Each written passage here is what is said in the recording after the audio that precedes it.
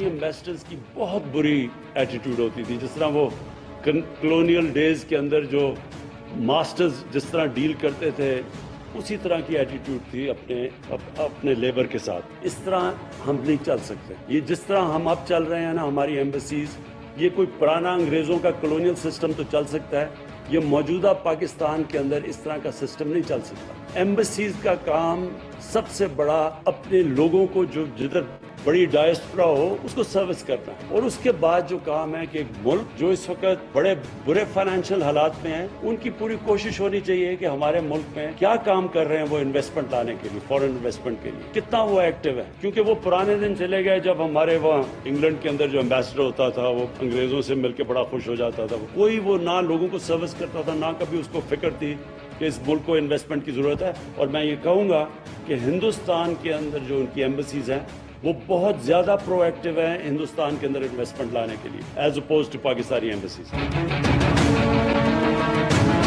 अगर इस रवैये के ऊपर पाकिस्तान का वज़ीर आज़म बात नहीं करेगा तो कौन करेगा? हमारी जो कमिटमेंट है पैलेस्टाइन पॉज की, उस पर कोई सवाल नहीं उठता। बहुत क्लैरिटी है। बहुत से प्रेशर आए पिछले दिनों में कि जी आप इजराइल को रिकॉग्नाइज कर दें, आप ये कर लें, लेकिन हमारा मौक़िफ़ वाज़ेह तौर पे है, कोई सवाल ही नहीं पैदा होता। अस्सलाम वालेकुम प्रोग्राम के साथ मैं हूं शाहिद मितला। वज़ीर आज़म इमरान खान साहब 3 रोज़ा दौरे पर सऊदी अरब रवाना हो गए। अब से कुछ देर बाद वो सऊदी अरेबिया में लैंड भी कर जाएंगे और उसके बाद उनकी ऑफिशियल एंगेजमेंट्स शुरू हो जाएंगी। वो मोहम्मद बिन सलमान से भी मुलाकात करेंगे और किंग सलमान से भी उनकी मुलाकात एक्सपेक्टेड है। इस तमाम दौरे के दौरान 7 से 8 MOU साइन होने जा रहे हैं, जिसमें मीडिया कॉपरेशन के हवाले से एनर्जी, डिफेंस और दीगर मामलात पर भी बातचीत होगी। इसके अलावा यह भी कहा जा रहा है और बताया जा रहा है कि $500 मिलियन सऊदी अरेबिया की जानिब से लोन भी पाकिस्तान को दिया जाएगा। चूंकि करंट अकाउंट जो डेफिसिट है उसको पूरा करने के लिए जरूरी है कि पाकिस्तान में डॉलर्स आए ताकि मुख्तलिफ मदों में पाकिस्तान उस रकम को इस्तेमाल हो सके। ये डिपेंडेंस जो हमारी फाइनेंशियल है, इसकी वजह से हमारी फॉरेन पॉलिसी भी कंप्रोमाइज होती रही है। पिछले दिनों भी हमने देखा कि $3 अरब जो सऊदी अरेबिया से लिए गए थे, उसके बदले में सऊदी अरेबिया ने मुख्तलिफ तरीकों से पाकिस्तान पर दबाव डालने की कोशिश की थी। कश्मीर के हवाले से भी बात सऊदी अरेबिया करता रहा है कि कश्मीर को भूलकर भारत के साथ तिजारत को फरोग दिया जाए और भारत के साथ ताल्लुकात को अच्छा किया जाए और चाइना के साथ डिस्टेंस किया जाए। ये हमारी जो फाइनेंशियल डिपेंडेंस है किस तरह से हमारी फॉरेन पॉलिसी को कंप्रोमाइज कर रही है, इस पर भी बात करेंगे। दूसरा, आर्मी चीफ की भी मोहम्मद बिन सलमान साहब से मुलाकात हुई है और उन्होंने कहा है, आर्मी चीफ की जानिब से ये स्टेटमेंट भी ISPR की जानिब से इशू किया गया है कि उन्होंने कहा है कि मकामात मुकद्दसा के लिए पाकिस्तानी अफवाज और पाकिस्तानी कौम हर वक्त तैयार है। दूसरी जानिब कुछ दिन पहले आर्मी चीफ की जानिब से 30 एंकर्स को ब्रीफिंग दी गई थी, जिसमें यह बताया गया था कि अरब ममालिक में अब नौजवान नस्ल है और वो अपनी कारोबारी मफादात और तरजीहात को ज्यादा तरजीह देती है, ज्यादा प्रायोरिटी देती है।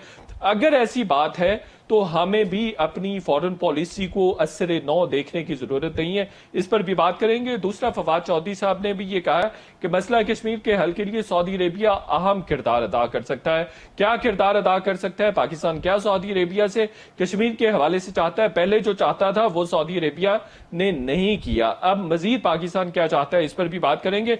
और इससे पहले कि वज़ीर आज़म साहब अपना दौरा शुरू करते, वेडनेसडे के रोज शीरी मजारी साहिबा ने एक सेमिनार में बहुत अहम बात की। उन्होंने कहा कि इसराइल को तस्लीम करने के हवाले से पाकिस्तान पर दबाव था, लेकिन पाकिस्तान ने उस दबाव को बिल्कुल अहमियत नहीं दी और अपने मौक़िफ़ पर डटा रहा। इस पर भी बात होगी। दूसरी जानिब हमने देखा कि बुध वाले रोज वज़ीर आज़म की जानिब से 20 एनवाइज जो पाकिस्तान के मुख्तलिफ ममालिक में हैं उनके साथ बातचीत की गई और उन्हें अच्छा खासा सनब किया। ऑन स्लॉट जो इमरान साहब का था, ये कहा जा रहा है कि मिसप्लेस था, न सिर्फ मिसप्लेस था बल्कि उनको प्रॉपर ब्रीफिंग भी नहीं दी गई थी कि जो एक फॉरेन मिशन है उसका काम क्या होता है। उन्होंने कौंसलर सर्विसेज के हवाले से काफी सारी शिकायत की जो कि वो इन्वाइस के खाते में डालते रहे।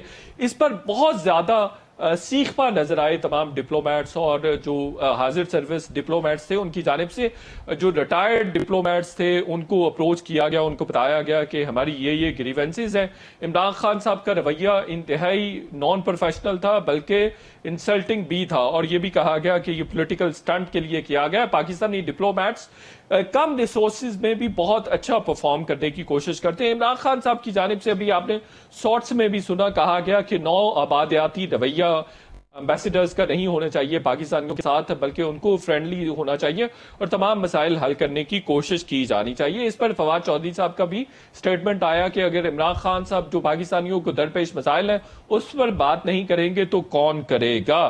ताहम ये कहा जा रहा है कि जो भी तरीकाकार अडॉप्ट किया जा सकता था वो करना चाहिए था, लेकिन टेलीवाइज नहीं होना चाहिए था इस एड्रेस को, और कोई ऐसी बात नहीं थी इमरान खान साहब के एड्रेस में जो ऑफ द रिकॉर्ड नहीं की जा सकती थी। उसको जरूरत नहीं थी कि ब्रॉडकास्ट किया जाता, ये पॉलिटिकल स्टंट था। ये भी कहा गया कि 500 फॉरेन ऑफिस के ऑफिसर्स हैं इंडिया के, कोई 1600 के करीब है, उनकी इंडिपेंडेंस भी ज्यादा है पाकिस्तानी जो डिप्लोमेट्स हैं उनसे ज्यादा है। तमाम अमला मुख्तलिफ जो इंडियन मिशन हैं वो एम्बेसडर के नीचे होते हैं, जबकि पाकिस्तान के जो डिप्लोमेटिक मिशन हैं मुख्तलिफ मुल्कों में उनका जो मुख्तलिफ अमला होता है तकरीबन 8 से 10 डिफरेंट डिपार्टमेंट से आते हैं। वो तमाम के तमाम लोग अपने अपने पेरेंट डिपार्टमेंट को इन्फॉर्म कर रहे होते हैं, अपडेट कर रहे होते हैं और उन्हीं से हदायत ले रहे होते हैं।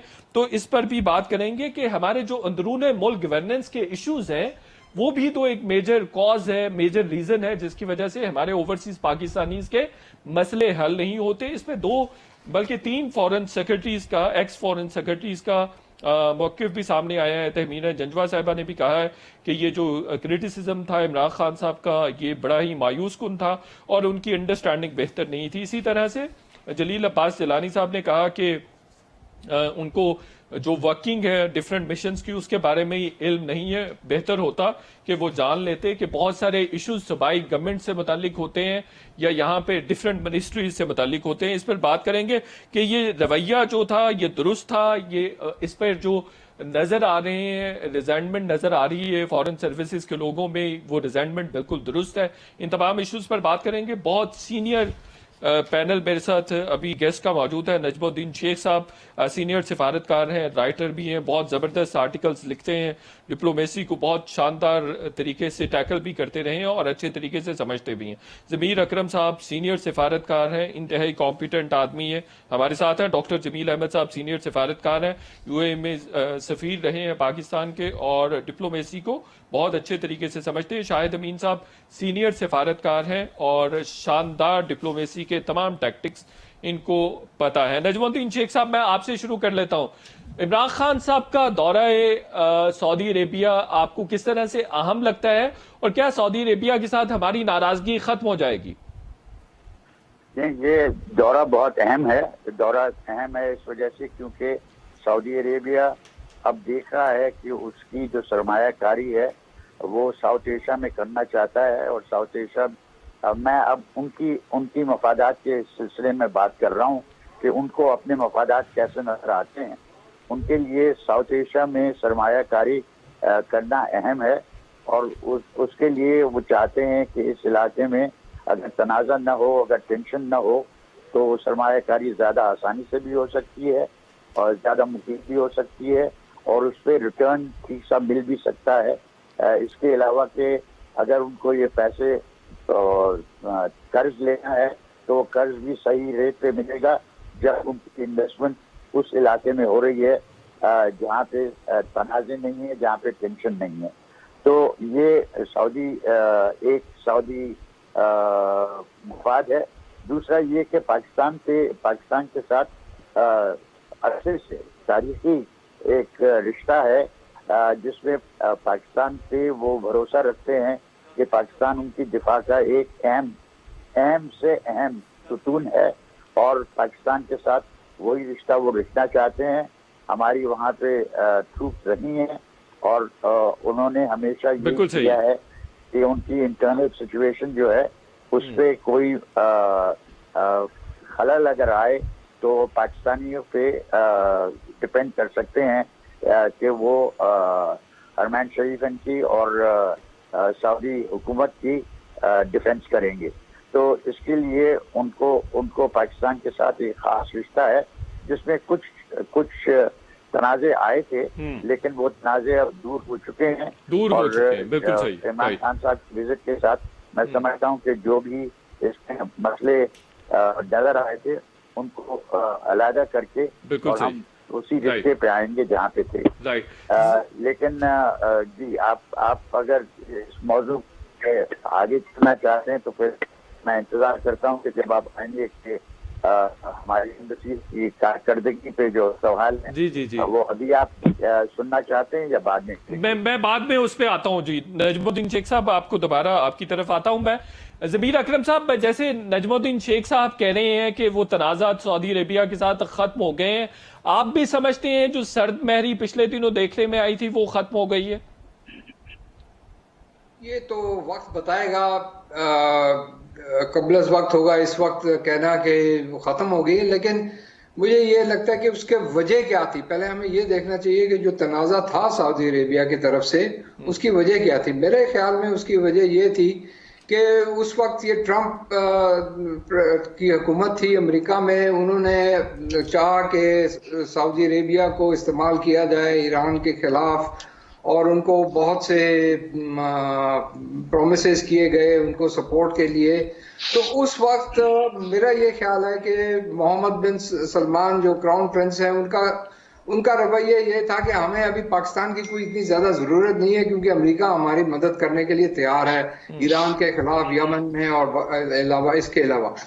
तो अब ये जो नई हुकूमत आई है अमेरिका में प्रेसिडेंट बाइडेन की, उन्होंने तो एक बहुत सख्त मौक़िफ़, सख्त पोजीशन ली हुई है सऊदी अरेबिया के बारे में, ख़ासतौर पे क्राउन प्रिंस के बारे में, शहजादा सलमान के बारे में। तो उसकी वजह से मेरा ख्याल है उनको ज़रा कुछ अभी समझ आई है कि जी पाकिस्तान के साथ हमको फिर से अपने ताल्लुकात बेहतर करने होंगे, क्योंकि सबसे इम्पोर्टेंट जो हमारी रिलेशनशिप सऊदी अरेबिया के साथ रही है वो डिफेंस रिलेशनशिप रही है। और उस एरिया में जैसे अभी आर्मी चीफ भी गए हैं पीएम से पहले, उसकी वजह ये है कि एम्फसाइज करना कि हमारी डिफेंस पार्टनरशिप और रिलेशनशिप जो है वो कितनी अहम है। तो आई थिंक कि ये इसकी वजह, ये मुझे लगता है कि जो हालात बदले हैं सऊदी अरेबिया के लिए विज़ावी अमेरिका, वो एक बहुत बड़ा फैक्टर है।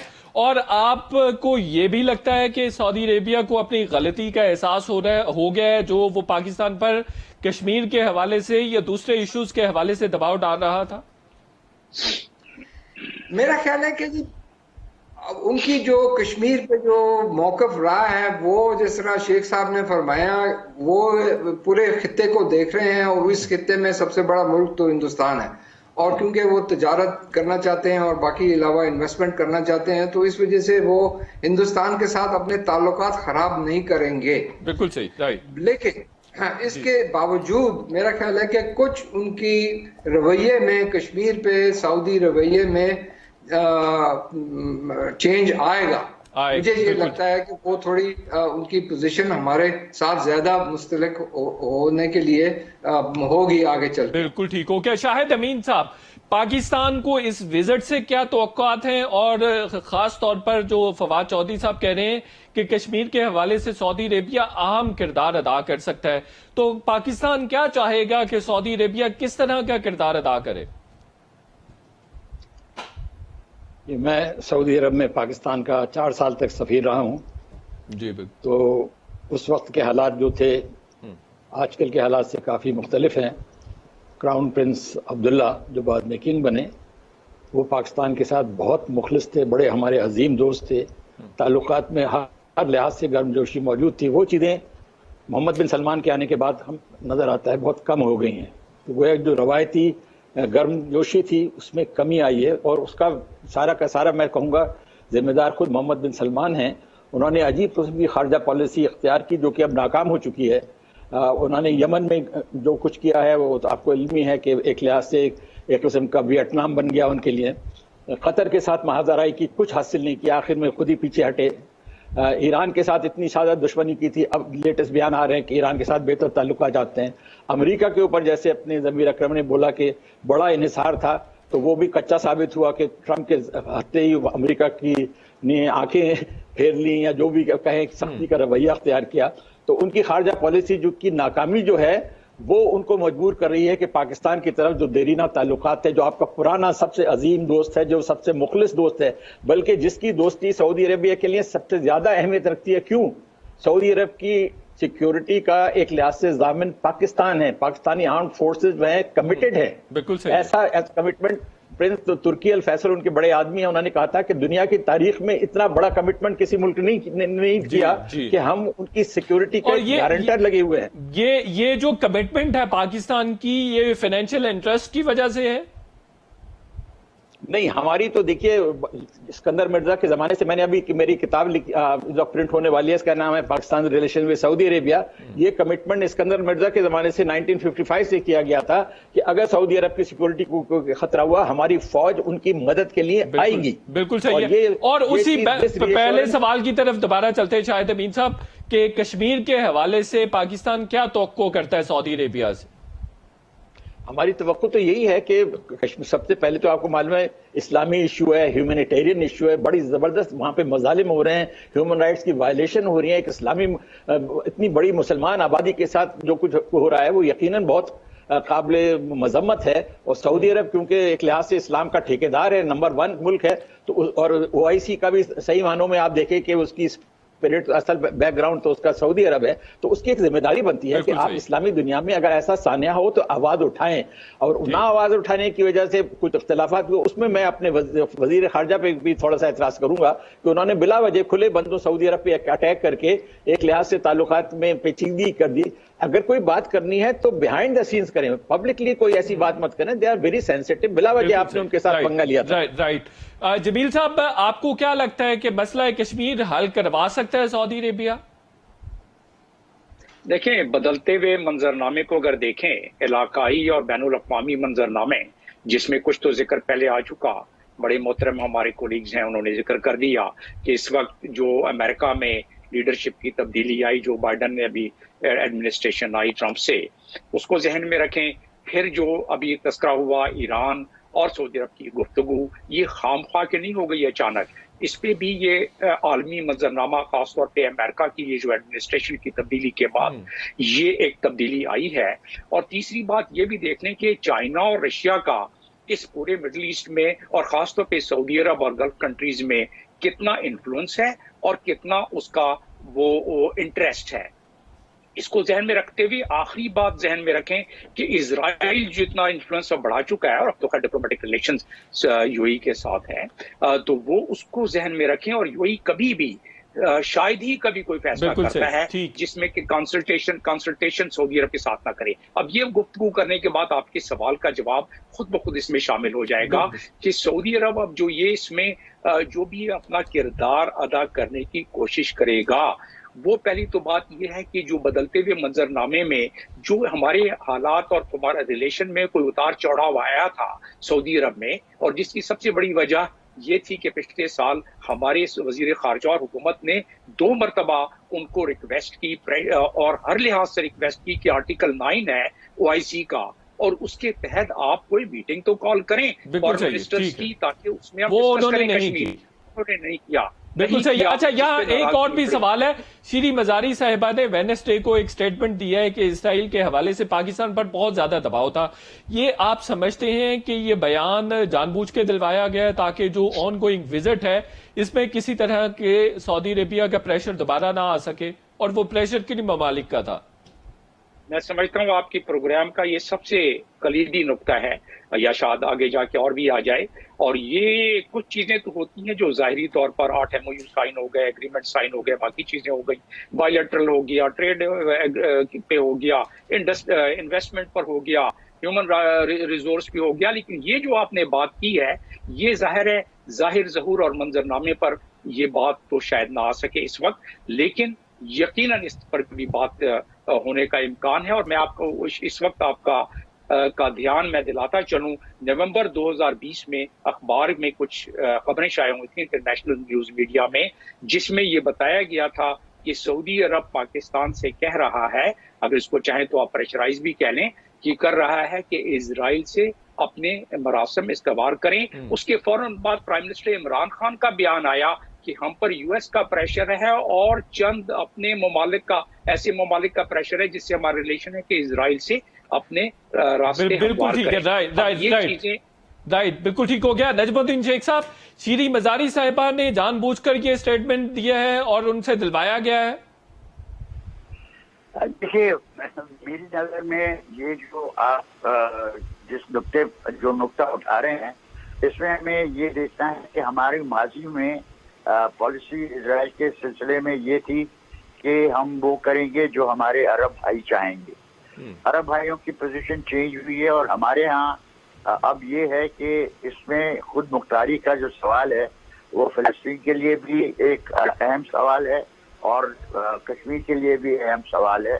और हम नहीं चाहते कि कोई कह सके कि साहब आप इजराइल के साथ रिश्ता बढ़ा रहे हैं या रिश्ता कायम कर रहे हैं, जबकि उन्होंने खुद मुख्तारी फिलिस्तीनियों को नहीं दी है।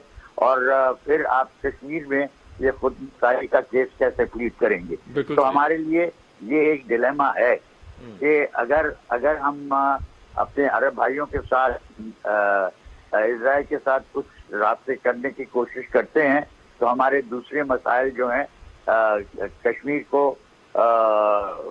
बिल्कुल पैरेलल समझते हुए फिलिस्तीन के खुद मुख्तारी के जंग के सिलसिले में हम अपना केस कुछ ज़ईफ कर देंगे। बिल्कुल तो ये हमारा मसला है इस वक्त। राइट, एक छोटा सा ब्रेक लेते हैं इसी पॉइंट पर और ब्रेक के बाद जब वापस आएंगे तो एनवाइएस के साथ जो इमरान खान साहब का एड्रेस है उस पर बात करेंगे कि ये जो सिनब था, ये जो ऑन स्लॉट था एनवाइएस पर, ये इस तरह से होना चाहिए था और जो रिजेंटमेंट शो की जा रही है फॉरेन सर्विसेज के लोगों की तरफ से वो मुनासिब है। छोटा सा ब्रेक लेते हैं।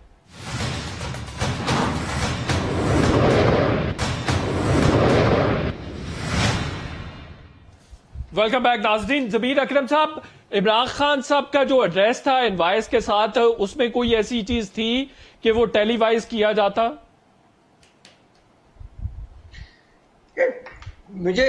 मेरे ख्याल से ऐसी चीजों को टेलीवाइज करके पब्लिक डोमेन में इस चीजों को ऐसी बातें करना मुनासिब नहीं है, पहली बात।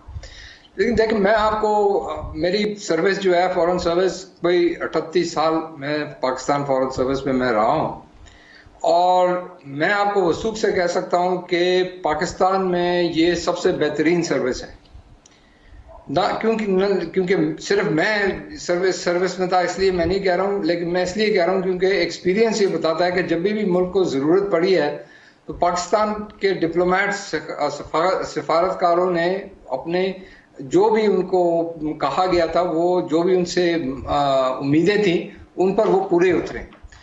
पहली बात। दूसरी, अब ये जो प्राइम मिनिस्टर साहब ने जो बात की है इसके दो पहलू हैं। पहला पहलू तो ये है कि जो वो सफारतकारों को जिस चीज़ के बारे में वो कंप्लेंट कर रहे थे कि जी आप काउंसलर चीज़ें जो है, काउंसलर फंक्शंस जो हैं आप फुलफिल नहीं कर रहे, बेसिकली वो काउंसलर मैटर्स की बात कर रहे थे कि जो पाकिस्तानी कम्युनिटी के मसाइल होते हैं उसको आप एड्रेस नहीं करते।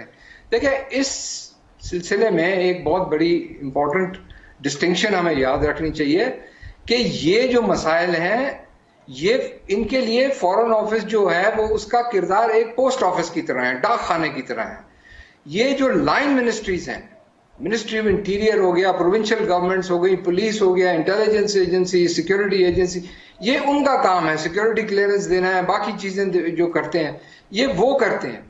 तो जब हमारे सफारत खाने को जब भी कोई आके पाकिस्तानी अप्रोच करता है ऐसे मसाइल के बारे में, तो हम उनको आगे फॉरवर्ड किया करते हैं कि जी इनका ये मसला है, इसको आप बताएं। बिल्कुल सही। अब वो पाकिस्तान में इसके ऊपर टाइम पर जवाब नहीं आता तो इसमें फॉरेन सर्विस की, डिप्लोमेट्स की या एम्बेसी की गलती नहीं है, नंबर 1। नंबर 2, प्राइम मिनिस्टर साहब ने बात की कि जी आप हमारे इन्वेस्टमेंट नहीं करते हैं जिस तरह से हिंदुस्तान के डिप्लोमेट्स करते हैं।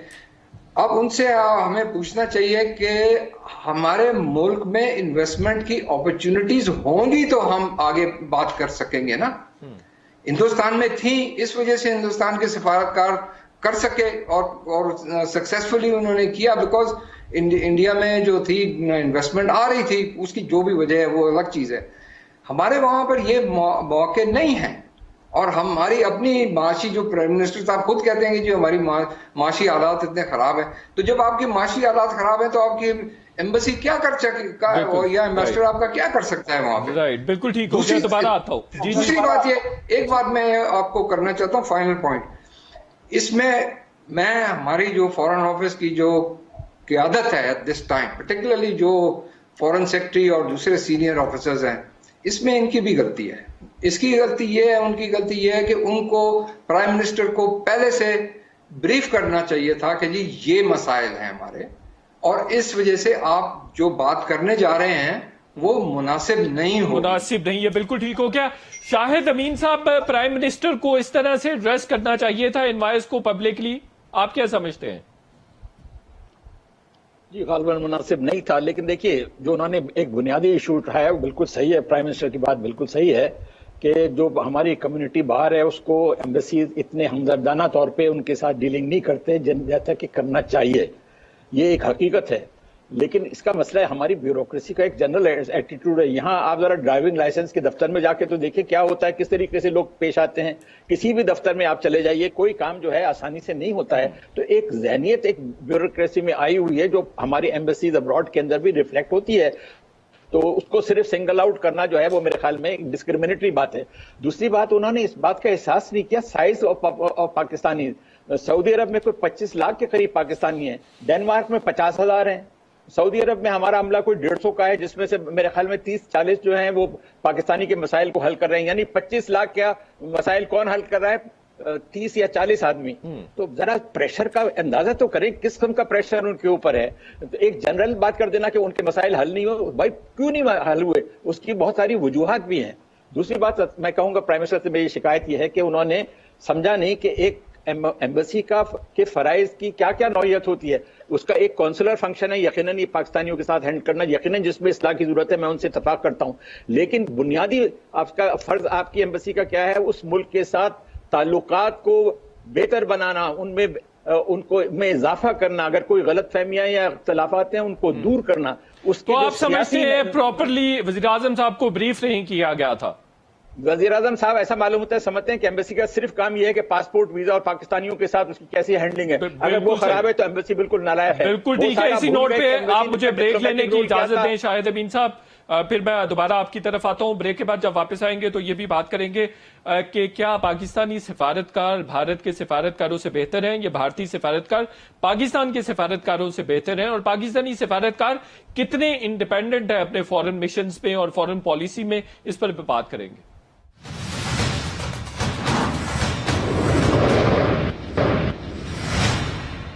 वेलकम बैक नाजरीन। जमील साहब, पाकिस्तानी सिफारतकार बेहतर हैं या भारतीय सिफारतकार बेहतर हैं? वज़ीर आज़म इमरान खान साहब कह रहे हैं कि जो भारतीय डिप्लोमैट्स हैं वो पाकिस्तानी डिप्लोमैट से ज्यादा बेहतर हैं और वो सरमायाकारी के लिए भी बहुत ज्यादा जिद्दोजहद करते हैं।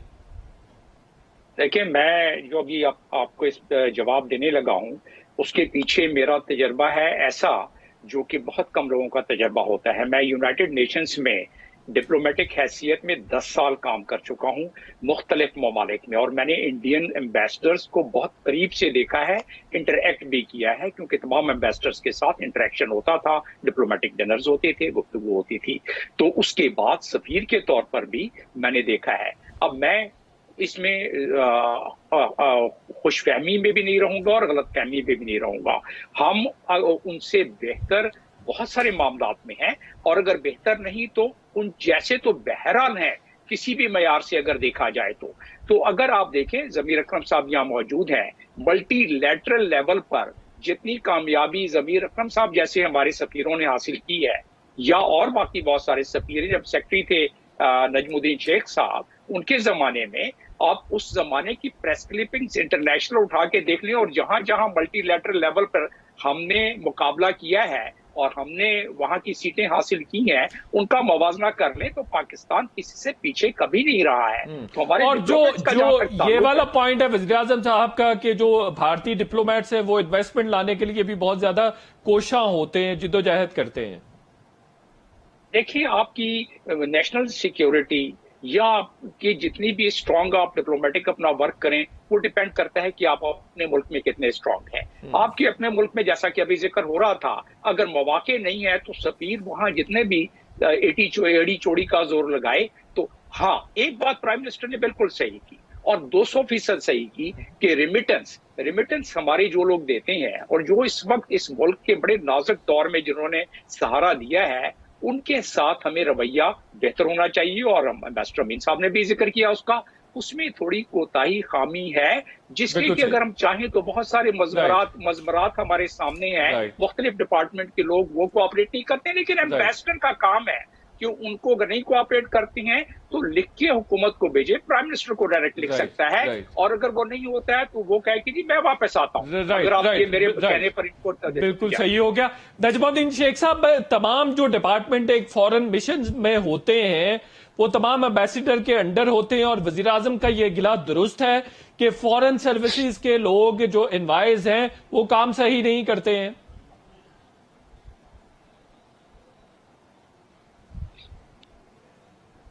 नजमुद्दीन शेख साहब, आवाज आ रही है आपको?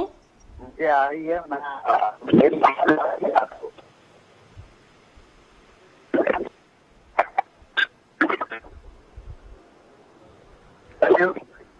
जी नजमुद्दीन शेख साहब, जी बिल्कुल आ रही है, बोलिएगा जी, बोलिएगा। देखिए, अभी आपको ये देखना है कि हमारे यहाँ जो भारत में होते हैं, लेकिन जो सफीर के नीचे भी होते हैं नॉमिनली, लेकिन ज्यादातर वो रिपोर्टिंग अपने डिपार्टमेंट्स को करते हैं। आप देख लीजिए कि पाकिस्तानियों की देखभाल के लिए आपके पास कम्युनिटी वेलफेयर ऑफिसर्स है और इमिग्रेशन एंड पासपोर्ट के अफसर, ये दोनों जो हैं ये आप नॉमिनली तो सभी के नीचे हैं, लेकिन वो रिपोर्टिंग डायरेक्टली करते हैं। कम्युनिटी वेलफेयर ऑफिसर आता कहाँ से है? कम्युनिटी वेलफेयर ऑफिसर वो होते हैं क्योंकि असिस्टेंट कमिश्नर लगा हुआ है, उसके असर रसूख है, तो उसने अपने कम्युनिटी वेलफेयर ऑफिसर बना दिया। इमिग्रेशन एंड पासपोर्ट वाले भी DMG के होते हैं या और डिपार्टमेंट्स के होते हैं, उनकी असर रसूख की वजह से वो इमिग्रेशन एंड पासपोर्ट के सिलसिले में पोस्ट हो जाते हैं। अब जब इसका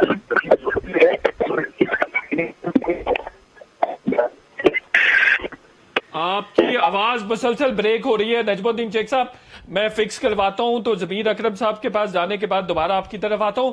जमीर अकरम साहब, हमारा वे ऑफ वर्किंग जो पाकिस्तानी डिप्लोमेट्स का है वो भारतीय डिप्लोमेट से किस तरह से डिफरेंट है, और क्या उनको फैसिलिटीज होती हैं जो हमें नहीं है, हमारे डिप्लोमेट्स को नहीं है? किस तरह से कंपैरिजन करेंगे आप? मैं आपको शुरू में एक वाकया आपको मैं बताता हूं। हवाना में नॉन अलाइंड समिट हो रही थी, वहां पर हमारी डेलीगेशन भी थी। पहली मर्तबा नजमुद्दीन शेख साहब से भी बात करनी है, काइंडली उनको भी। जी जमीर साहब, कंटिन्यू कीजिए। अच्छा, तो मैं आपसे ये जिक्र कर रहा था कि हवाना में नॉन अलाइंड समिट हो रही थी, तो हमने और हिंदुस्तान के डिप्लोमेट्स भी साथ थे, और वहां उस वक्त इंदिरा गांधी साहिबा प्राइम मिनिस्टर थी, और उनको हमने खुद अपने कानों से सुना अपने डेलीगेशन को कहते हुए कि इन्हें देखो पाकिस्तानियों को, आई विश कि मेरे डिप्लोमेट्स भी इनकी तरह एक्टिव होते।